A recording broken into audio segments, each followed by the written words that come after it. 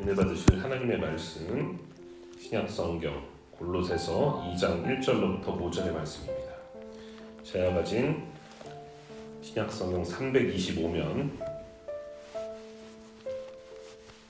골로새서 2장 1절로부터 5절의 말씀 325면에 있습니다. 신약성경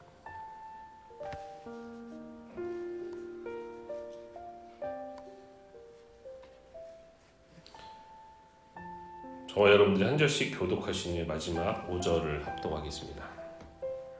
내가 너희와 라우디게아에 있는 자들과 무릇 내 육신의 얼굴을 보지 못한 자들을 위하여 얼마나 힘쓰는지를 너희가 알기를 원하노니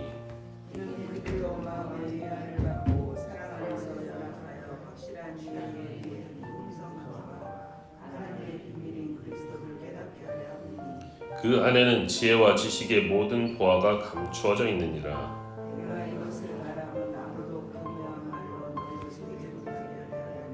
다같이 이는 내가 육신으로는 떠나 있으나 심령으로는 너희와 함께 있어 너희가 질서 있게 행함과 그리스도를 믿는 너희 믿음이 굳건한 것을 기쁘게 봄이라. 아멘.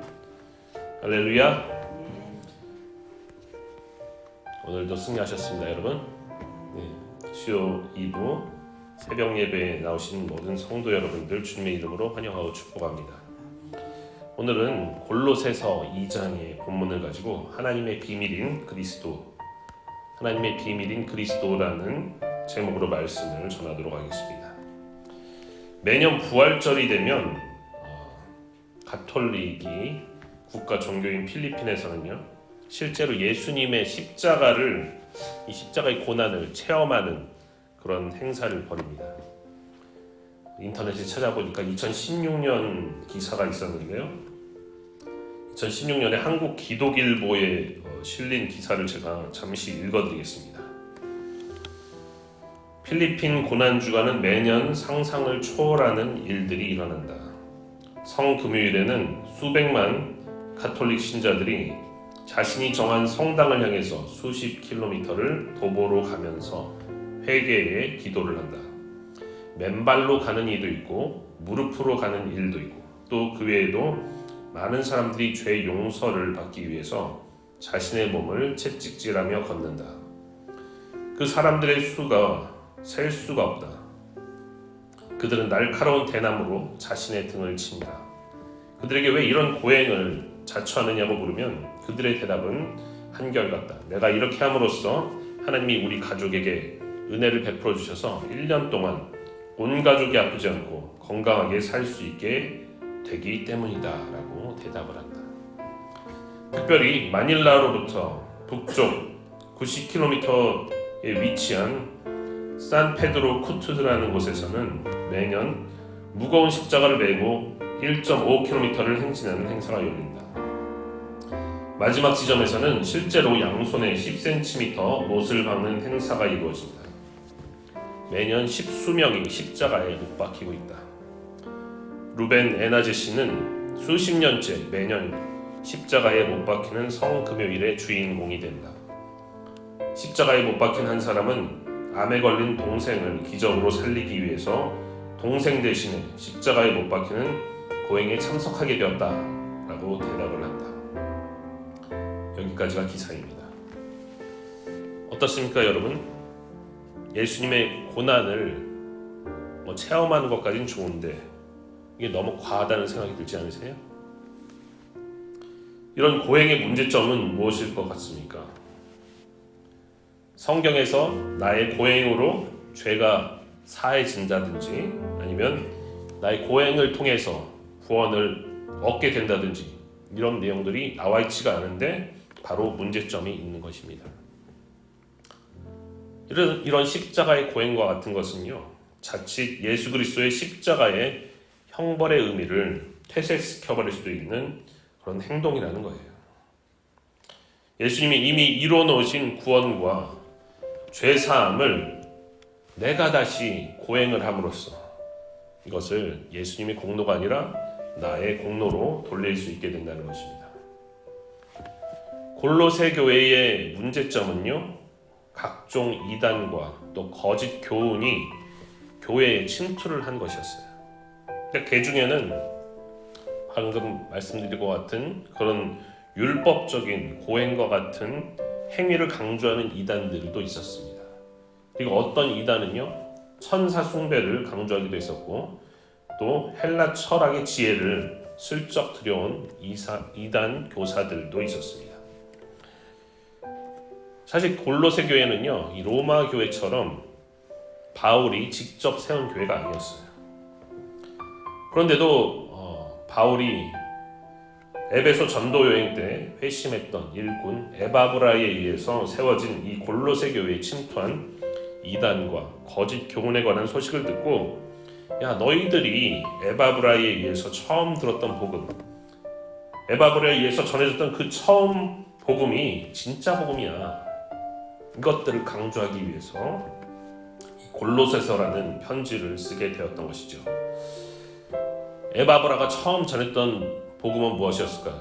누구에 관한 복음이었을까요? 그것은 바로 그리스도에 관한 복음이었습니다. 그리스도에 관한 복음이 바로 에바브라가 처음 이 골로새 교회에 전했던 복음이었어요. 하나님의 신성과 또 사람의 인성을 모두 갖춘 예수님이 바로 감춰졌다가 드러나게 된 비밀인 그리스도, 즉 메시아다라는 것입니다. 예수님의 정체성에 대한 의문은요, 사실 골로새 교회만의 문제는 아니었습니다. 신약 성경이 모두 기록되고 난 이후에 교회사를 보면 성자 예수님이 하나님에 의해서 창조된 피조물이냐 그렇지 않느냐, 이 논쟁이요 계속해서 뜨겁게 이어졌습니다. 그리고 그 대표적인 경우가 바로 아리우스라는 이단에 관한 것이었어요. 알렉산드리아, 지금 이집트죠. 이집트 쪽에 알렉산드리아의 신학자 겸 또 성직자였던 이 아리우스는요, 4세기, 그러니까 300년대예요. 4세기의 신학 논쟁의 쟁점이었던 아들 예수의 신성에 관한 그런 논쟁의 한 복판에서 강력한 한 축을 담당하고 있던 사람이었어요. 그만큼 이 아리우스를 따르는 그런 사람들이 많았다는 거예요. 아리우스는 성자인 예수님이 아버지 하나님에게서 난 피조물이다 라고 주장을 했습니다. 아버지 하나님에게서 난 피조물이다. 그랬기 때문에 예수님이 존재하지 않았던 시기가 있었다라는 거예요. 존재하지 않은 시기가 있었다. 왜냐하면 창조되었기 때문이죠. 영원 전부터 예수님이 존재했던 것이 아니라는 거예요. 그러나 이런 아리우스의 주장에 반대하는 아타나시우스는 아버지 하나님과 아들 예수님이 동일 본질이다, 즉 똑같이 동등하신 하나님이다 라고 주장을 했습니다. 이 논쟁이 주후 325년에 니케아 공의회 때부터 381년 콘스탄티노플 공의회까지 무려 55년간이나 지속이 되는데, 결국 아타나시우스가 주장하는 것처럼 예수님은 원래 하나님과 같은 동일 본질이라는 것이 정식으로 채택이 되게 되고요, 아리우스는 그때 이단으로 정죄받게 되었습니다. 교회사를 보면요, 이렇게 삼위일체 교리가 완전히 확립될 때까지 상당한 시간이 걸립니다. 요한계시록이 90년대 써졌다고 보고 있는데, 지금 우리가 보고 있는 이 신약성경, 이것이 정경화, 우리가 보는 정경으로 채택된 것이 397년 카르타고 회의 때였기 때문에 굉장히 한 300년 이상 지속이 된 거예요. 이런 논쟁들, 이것을 채택하느냐 마느냐, 이걸 성경으로 우리가 인정하느냐 마느냐, 이런 것들이 한 300년 더 뒤가 후에 일어난 일이라는 것입니다. 우리가 지난번에 빌립보서 수요 예배 때 한번 본 적이 있는데, 빌립보서 2장에 그는 근본 하나님의 본체시나 라는 예수님의 신성에 관한 고백은요, 이렇게 삼위일체 논쟁이 종지부가 된 후에야 완전히 확립이 된 것이라고 볼 수가 있는 거예요. 지금 우리는 성경 말씀에 따라서, 또 우리가 사도신경과 같은 신앙 고백에 따라서 예수님의 신성, 즉 예수님의 하나님 되심을 우리가 다 믿음으로 고백하고 있잖아요. 그렇지만 우리가 이렇게 당연하게 생각하는 사실조차도요, 그 성립 과정을 보면 결코 간단한 일이 아니었던 거예요. 많은 논쟁을 통해서 이루어졌던 일이라는 것입니다. 자, 오늘 본문 1절에서 바울은 너희 골로새와 라오디게아를 비롯해서 나의 육신의 얼굴을 직접 보지 못한 자들을 위해서 얼마나 내가 힘쓰고 있는지 너희가 알기 원한다, 이렇게 이야기를 하고 있습니다. 이 골로새라는 지역은요, 지금 터키 지방 튀르키예에서 이제 중부 이제 부르기아라는 곳이 있습니다. 거기에 보면은 리쿠스 강이라고 있어요. 리쿠스 강, 라이커스 강이라고도 하는데, 이것을 중심으로 세 개의 도시가 서로 마주보고 있는 거예요. 그래서 라오디게아, 골로새, 그리고 히에라볼리라는 곳이 있습니다. 그래서 오늘 라오디게아 이야기를 같이 하고 있는 거예요.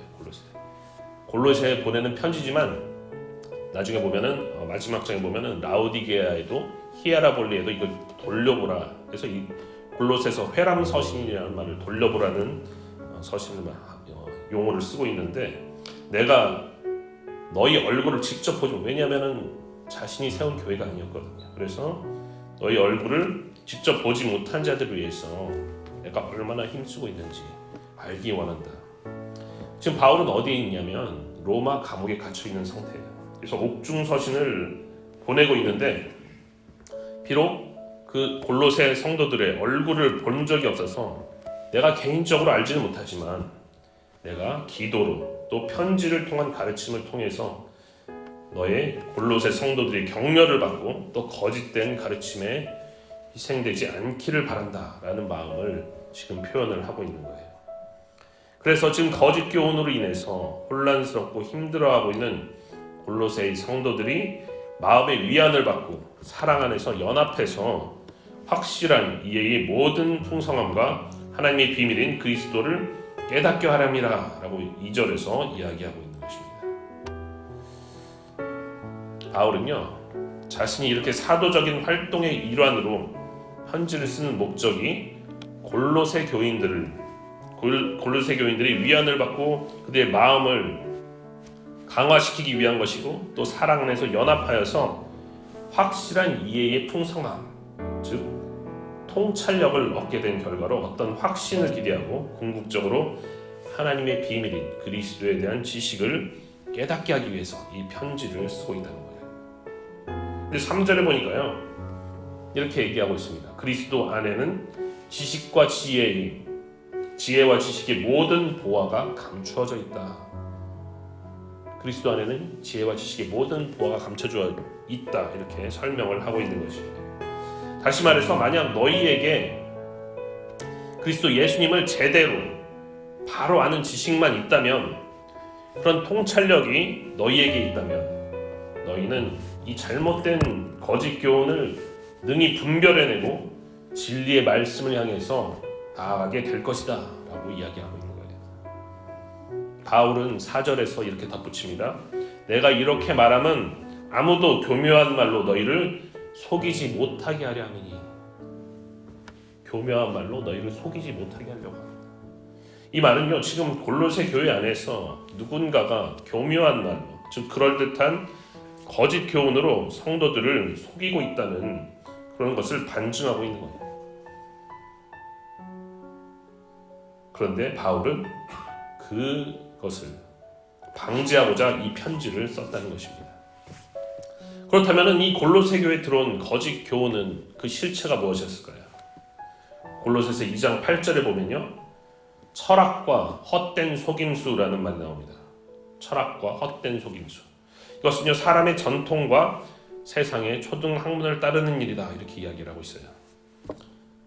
그런데 이 철학과 헛된 속임수를 쓰는 사람들이 누구였느냐 하면요, 이 물질 세계인 자연의 모든 원소적 세력들의 배후에 악한 천사들의 권세와 권능이 작동하고 있다라고 보는 거짓 교사들이었습니다. 쉽게 말해서 우리가 생활하는 이 세상의 모든 활동의 배후에 악한 천사, 귀신의 역사가 있다라는 거예요. 그러면서 뭘 덧붙이느냐, 이거를 극복하려면 유대적이거나 아니면 이방적인 전통에서 만들어진 어떤 종교적인 규정이 있는데, 규례가 있는데 이걸 준수해야 된다. 이걸 따라야지만 이 귀신의 역사, 악한 천사의 역사를 막아낼 수가 있다, 극복할 수가 있다, 이렇게 주장을 했던 것입니다. 그건 신뢰로 여러 가지 형태가 될 수가 있습니다. 그 중에 하나는 맨 처음 서두에서 말씀드렸던 십자가 보행 같은 것도 하나의 방편이 되는 거예요. 이 십자가 보행을 통해서 네가 실제로 고통을 체험해야지 이런 것들을 극복할 수가 있다. 암이 극복될 수 있다. 아까 한국 기독일보 기사에서 어떤 사람이 자신이 십자가에 못 박히는 이유가 암투병을 하고 있는 동생을 대신해서 내가 십자가에 못 박혀서 낫게 하기 위해서라고 말하지 않았습니까? 그런 거죠. 또 누군가는요, 유대인들의 정체성의 표지였던 음식이나 절기나 할례를 강요를 하는 거예요. 너네 이런 걸 해야 돼. 이런 걸 해야지 진정한 하나님의 백성이 돼서 구원을 받을 수 있어. 이렇게 강요를 하는 것입니다. 하지만 바울은요, 이 골로새 교인들이 새롭고도 진정한 효력이 있는 할례 2장 11절을 보면 손으로 하지 아니한 할례를 받았다라고 얘기합니다. 할례로 손으로 안 받으면 어떻게 받을 수 있어요? 수술을 해야 되는 거잖아요, 그죠? 손으로 받지 않은 할례가 있다는 거예요. 다시 말해서 예수 그리스도께서 십자가로 너희의 죄를 용서하셨고 이미 권세들에게 승리하셨다는 것입니다. 이런 귀신이나 악한 천사의 배후 이런 것들이 다 그 권세가 꺾여졌다는 거예요. 십자가에서. 그 외에도 여러 가지 거짓 가르침이 있는데 바울은 만약 너희가 하나님의 비밀인 그리스도를 바로 알고 깨닫게 된다면은 이런 아무런 유익이 없는 교묘한 속이는 말 따위에 넘어가지 않게 된다, 이렇게 강조를 하고 있는 것입니다. 그렇다면요, 하나님의 비밀인 그리스도란 과연 무엇을 뜻하는 것일까요? 골로새서 1장에서 바울은 하나님의 비밀인 그리스도가 무엇을 의미하는지 이미 설명을 했습니다. 그리고 골로새서 1장 26절에서 27절 한번 다 같이 읽어보도록 하겠습니다. 골로새서 1장 26절, 27절 시작. 이 비밀은 만세와 만대로부터 감추어졌던 것인데 이제는 그의 성도들에게 나타났고 하나님이 그들로 하여금 이 비밀의 영광이 이방인 가운데 얼마나 풍성한지를 알게 하려 하십니다. 이 비밀은 너희 안에 계신 그리스도시니 곧 영광의 소망이니라. 아멘. 바울에 따르면요, 만세전부터 아주 오래전부터 감춰져 왔던 비밀이 있었다는 거예요. 비밀이 있었는데 이제 하나님께서 그의 성도들에게 이 비밀을 나타냈다, 계시를 했다라는 그런 말씀을 하고 있습니다. 이 비밀은 바로 너희 골로새 교회 성도들 안에 계신 영광의 소망이신 그리스도라는 거예요. 할렐루야. 너희 안에 계신 영광의 소망이신 그리스도다. 이 비밀의 영광이 지금 골로새 교인을 포함한 모든 이방인 가운데 얼마나 풍성한 것인지 내가 너에게 알게 하려고 하나님께서 바울에게 계시를 해주셨다는 거예요. 여러분, 사도 바울은요, 부활하신 예수님께 직접 부르심을 받은 그런 사도였습니다. 그는 예수님을 믿는 그리스도인들을 잡아들여서 핍박하기 위해서 이 걸어서 닷새길이나 되는 그런 길을 멀리 원정을 떠났다가 다메섹 도상에서 호련한 빛에 맞닥뜨리게 되었어요. 호련한 빛. 그리고 그대로 땅에 고꾸라지게 되었습니다. 바울은요, 자신이 체험해서 회심케 되었던 이런 신비한 경험을 성경에 굉장히 많은 곳에서 묘사를 하고 있어요. 바울이 자기 체험을 이렇게 여러 군데서 묘사하는 이유가 무엇이냐면 아마도 자신이 예수님이 살아계실 때 사도권을 받은 사도가 아니었기 때문에, 그래서 자신이 12제자와 같은 그런 예수님이 살아계실 때 있었던 12제자와 같은 사도권이 있음을 증명하기 위해서 이 얘기를 굉장히 많이 하고 있습니다.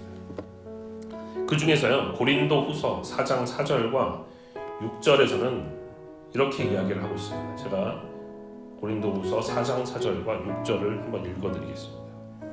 그 중에 이 세상에 신이 믿지 아니하는 자들의 마음을 혼미하게 하여 그리스도의 영광의 복음의 광채가 비치지 못하게 하느니 그리스도는 하나님의 형상이니라. 4장 6절. 어두운 데 빛이 빛이라 말씀하셨던 그 하나님께서 예수 그리스도의 얼굴에 있는 하나님의 영광을 아는 빛을 우리 마음에 비추셨느니라. 아멘. 물론 이 두 말씀 구절은요, 자신의 경험을 직접 얘기한 것은 아니에요. 하지만 자신이 처음 다메섹에서 예수님을 만났을 때의 모습을 고스란히 반영을 하고 있습니다. 호련한 빛이 비추었다는 것은요, 바로 이것 고린도후서 4장에 써 있는 것처럼 그리스도 영광의 복음의 광채였다는 거예요. 호련한 빛이. 그래서 예수 그리스도의 얼굴에 있는 하나님의 영광을 아는 빛이었다는 것입니다. 이 영광의 광채, 즉 빛은요, 외부적으로 비치는 그런 조명일 뿐만 아니라 고린도후서 4장 6절에 나와 있는 것처럼 사람의 내부적으로 마음에 비추는 빛이었다는 거예요. 마음에 비추는 빛. 그래서 만세와 만대로부터 감춰져 왔던 비밀인 그리스도가 이방인들에게 왜 영광의 소망이 될 수밖에 없었느냐. 당시 유대인들은요, 우리가 선민이고 그래서 우리만 하나님의 백성이기 때문에 우리만 구원을 받는다는 거예요. 이방신을 믿는 이방인들은 구원에서 이미 탈락하고 구원에서 제외된 사람으로 여겨왔기 때문입니다. 구약 성경의 율법에도 하나님의 백성의 총회에 들어올 수 없는 자들이 바로 이방인이었어요. 그런데 사도 바울이 다메섹에서 호련한 빛을 만나서 이 예수 그리스도의 얼굴에 있는 하나님의 영광을 아는 빛을 깨닫고 보니까, 야, 이것이 비밀이었구나. 이것이 비밀이었구나. 유대인들 뿐만 아니라 이방인들까지 모두 구원코자 하시는 그런 하나님의 비밀이 드러나게 되었다는 것입니다. 계시가 되었다는 거예요. 계시. 그리고 이것은 소위 구원에서 먼 곳에 있던, 먼 데 있던, 구원에 있어서 외인이었던 이방인들에게 영광의 소망이 될 수밖에 없었다는 거예요.